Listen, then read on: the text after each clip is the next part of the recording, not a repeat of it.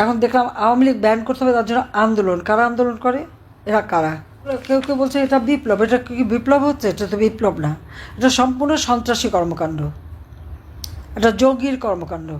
এবং এই জঙ্গিদের সহায়তা নিয়ে যে দীর্ঘদিনের চক্রান্ত, আর তার পিছনে শক্তি তো তখন বাইডেন সরকার, আমেরিকা, তারা ছিল। আর আমেরিকা তো সবসময় বে অফ বেঙ্গলের উপরে একটা লোভ, এখানে একটা ঘাঁটি করা। এবং এই প্রস্তাবটা আমাকে অনেকবারই দিয়েছে। আমি দেশের ওই কোনো জায়গা করে ভাড়া দিয়ে আমার ক্ষমতা থাকতে হবে, এই নীতিতে আমি কখনো বিশ্বাস করিনি। কারণ স্বাধীন সার্বভৌম দেশ সকলের সাথে বন্ধুত্বপূর্ণ সম্পর্ক নেব, অন্য দেশকে ক্ষতিগ্রস্ত করার জন্য কাউকে জায়গা দিতে হবে, বা আমার দেশের মাটি ব্যবহার করে আর কেউ অন্য জায়গায় ইনসার্জেন্সি অ্যাক্টিভিটিস করবে, এটা কিন্তু আমি সম্পূর্ণ বন্ধ করে দিয়েছিলাম। কিন্তু আজকে দুর্ভাগ্য হলো আমরা কি দেখছি, এখন মানবিক করিডোরের নামে আমাদের দেশটা যেন লিজ দিয়ে দেওয়া হচ্ছে।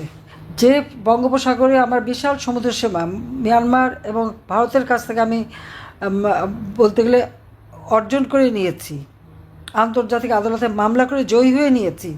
আজকে সেই সমুদ্র সীমাও কিন্তু আমাদের আর আয়ত্তে থাকবে না, সেটাও চলে যাবে। কারণ আমেরিকার যে পরিকল্পনা, এটা তো সকলেরই জানা উচিত, এতদিনে সবাই জানে। যখন আমি বলতাম তখন হয়তো অনেকের খারাপ লাগতো, ভাবতো আমি এটা কী বলি।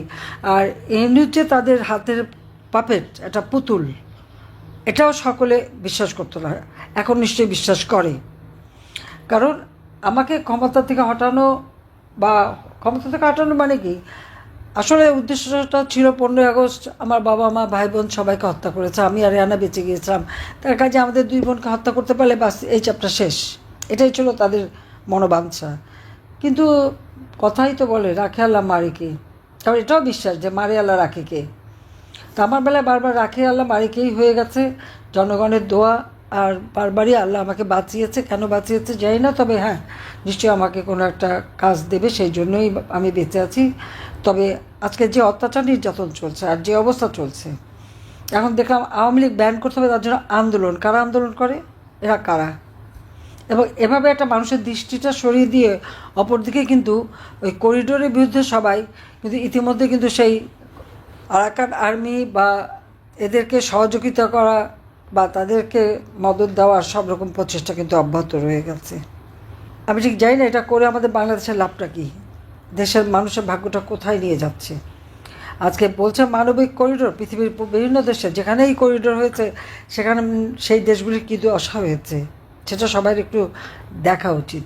আর এখন যেটা যুদ্ধ অবস্থা সৃষ্টি করতে যাচ্ছে, এতে আর কিছু হোক, হয়তো ইউনূস সাহেবের ক্ষমতায় থাকার সুযোগটা বাড়বে এবং সেই সুযোগটাই নেবে।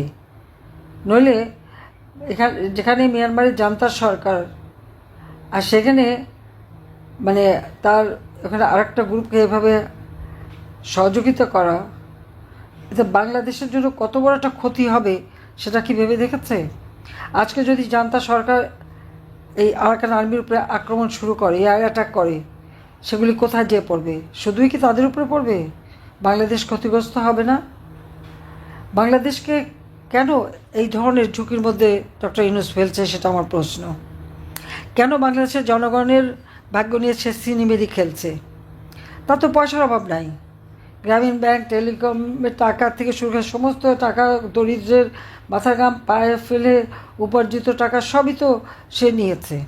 তার তো বিলিয়ন বিলিয়ন ডলার নাকি বিদেশে, ফ্রান্সে নাকি 2 বিলিয়ন ইনভেস্টমেন্ট করেছে, কিন্তু বাংলাদেশে 1 পয়সাও করেনি, দেয়নি। গ্রামীণ ব্যাংকে এমডি পদে চাকরি করেছে, কিন্তু গ্রামীণ ব্যাংকে কোনোদিন কোনো টাকা ডিপোজিট দেয়নি, তার কোনো টাকা ওখানে নাই, তার কোনো মানে ওখানে বিনিয়োগও নাই। কিন্তু বিশ্বের কাছে একটা মিথ্যা ধোঁকাবাজি দিয়েছে যে গ্রামীণ ব্যাংকটা কি তার নিজের হাতে করা। তাহলে তার বিনিয়োগ কোথায়? গ্রামীণ ব্যাংকে বিনিয়োগ তো নাই, বরং গ্রামীণ ব্যাংকটাকে চুষে চুষে খেয়েছে। এখন তো সবটুকু, আগে যেখানে পাবলিক প্রপার্টি ছিল 25 ভাগ, সেটুকুও সে দখল করে নিয়েছে একটা অর্ডার দিয়ে। আজকে ইউনূস ক্ষমতা আসার পর আপনি যদি হিসাব করেন যে তিনি কি পেলেন আর বাংলাদেশের জনতা কি পেল। ইউনূস পেয়েছে কি আপনারা দেখেন, সেখানে সে পেয়েছে ম্যান পাওয়ার ব্যবসা, অর্থাৎ সে আদম ব্যাপারীর লাইসেন্স নিয়ে নিল ম্যান পাওয়ার ব্যবসা করার জন্য। ইউনূস সেখানে এখন ডিজিটাল ওয়ালেট, অর্থাৎ ওই যে টাকা লেনদেন বিকাশের মতো নগদের মতো সে টাকা লেনদেনের ব্যবসা, সেটা সে বাগিয়ে নিয়েছে নিজে ক্ষমতায় বসে সবার আগে।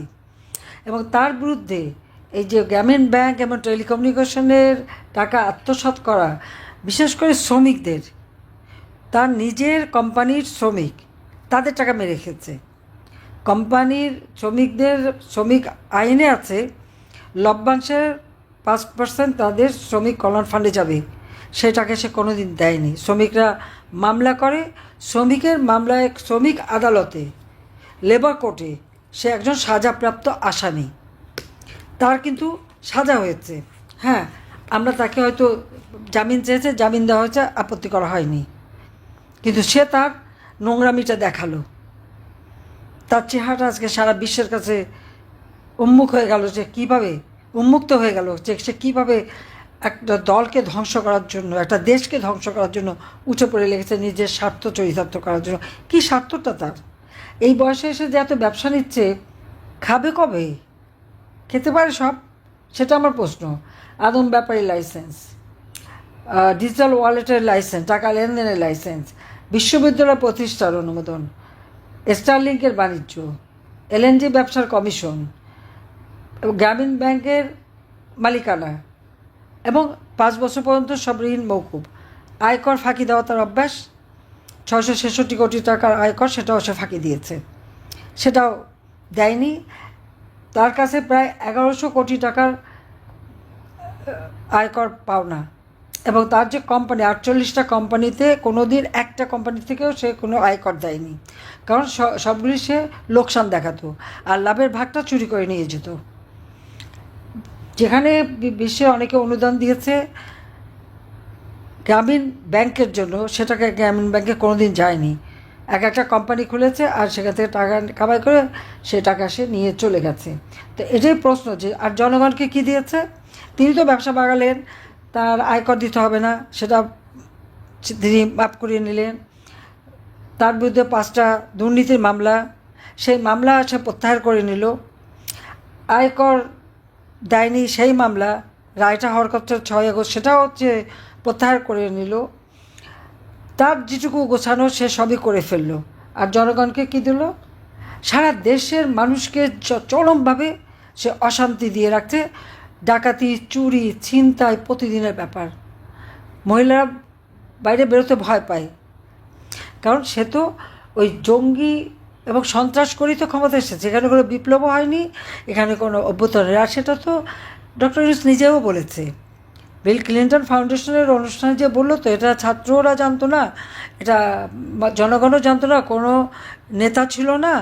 তার মেটিকুলাস ডিজাইনের মাস্টার মাইন্ড দ্বারা এই আন্দোলন করে সে শেখ হাসিনাকে ক্ষমতা থেকে সরিয়ে ক্ষমতা দখল করেছে। কি সম্মানের ব্যাপার! সে ডাকাতি করে, সন্ত্রাস করে, ক্ষমতা দখল করে উচ্চস্বরে কথা বলে। লজ্জাশরম বলেও তো একটা কথা থাকে। আমি জিজ্ঞেস করি, ডক্টর ইউনূস সাহেব, আপনার যে এত বড় বড় কথা, এত বিদেশি বন্ধু, তা আপনি মুখ দেখান কীভাবে? আপনি তো সন্ত্রাস করে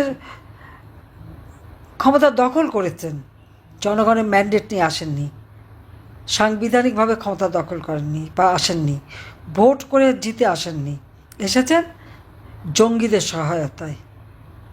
তার মানে বাংলাদেশটা এখন জঙ্গির দেশ, সন্ত্রাসের দেশে পরিণত করেছে। সাধারণ মানুষের জীবনের শান্তি, নিরাপত্তা সব কেড়ে নিয়েছে। আর এখন এটা তারই মেটিকুলাস ডিজাইনের অংশ। কী হলো?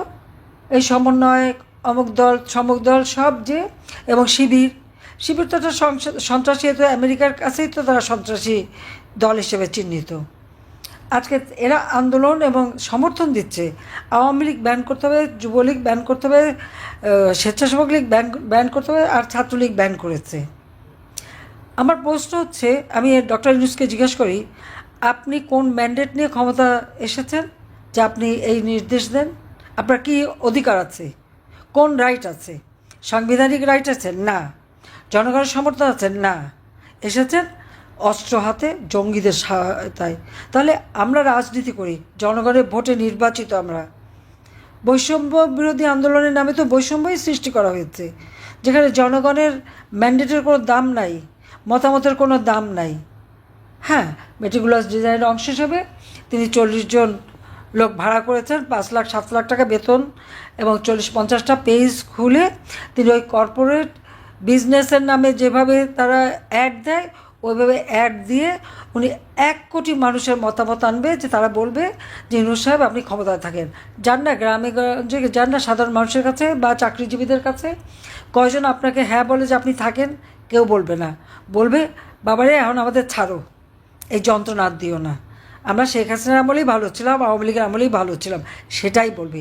সেই কথাটা এখন পছন্দ হচ্ছে না, সেই জন্যই এখন শেখ হাসিনাকে হত্যা করতে পারলেন না, এটাই দুঃখ। আর 2 বোন ক্ষমতা মানে আমাদেরকে খতম করতে পারলে সে খুব খুশি হতো, যে জন্য আমার আওয়ামী লীগের নেতাকর্মীদের রক্ত ঝরাচ্ছে, মিথ্যা মামলা দিয়ে দিচ্ছে। আমাদের মহিলা আওয়ামী লীগ, যুব মহিলা লীগ, সেই মেয়েদের পর্যন্ত গ্রেপ্তার করছে। ছোট বাচ্চা বুকের দুধ খায়, সেই বাচ্চাকে ফেলে দিয়ে গ্রেপ্তার করা, 3 বছরের বাচ্চা সহ মাকে গ্রেপ্তার করা, কুপিয়ে মেরে ফেলা, ছেলেকে পেল না, অ্যারেস্ট করতে পারলো, মাকে কুপিয়ে মারা, আগুন দিয়ে মারা, বাবাকে মারা, চরম অসভ্যতার মতো ব্যবহার। আর এই ছেলেপেলেগুলি এত বেয়াদবের মতো ব্যবহার করে, তাদের ঘরে মা বাপ নাই। কী শিক্ষা দিয়েছে মা বাপ? শিক্ষকদের অপমান, তাদের গলায় জুতার মালা পরানো, তাদেরকে জোর করে মানে পদত্যাগ করানো থেকে শুরু করে এহেন ধরনের কথা নাই না বলে। এই একটা জেনারেশনকে এইভাবে চরমভাবে মানে তাদের কোনো ভদ্রতা না, শিক্ষা না, অ্যাটিকেট না, কিছু শিখলো চরমভাবে বেয়াদবি করার দুর্বৃত্তায়ন। তো এই জাতিকে কী পাবে এদের কাছ থেকে ভবিষ্যতে? কী পাবে? লেখাপড়া পত্র বন্ধ, লক্ষ লক্ষ ছেলে মেয়ে আজকে লেখাপড়া করতে পারছে না, পরীক্ষা দিতে পারছে না। কি আওয়ামী লীগ করে কেন বা মুক্তিযোদ্ধা কেন? লজ্জা করে না এটা বলতে? এই লাখো শহীদের রক্তের বিনিময়ে এই স্বাধীনতা এসেছে, মুক্তিযুদ্ধের মধ্য দিয়ে স্বাধীনতা এসেছে।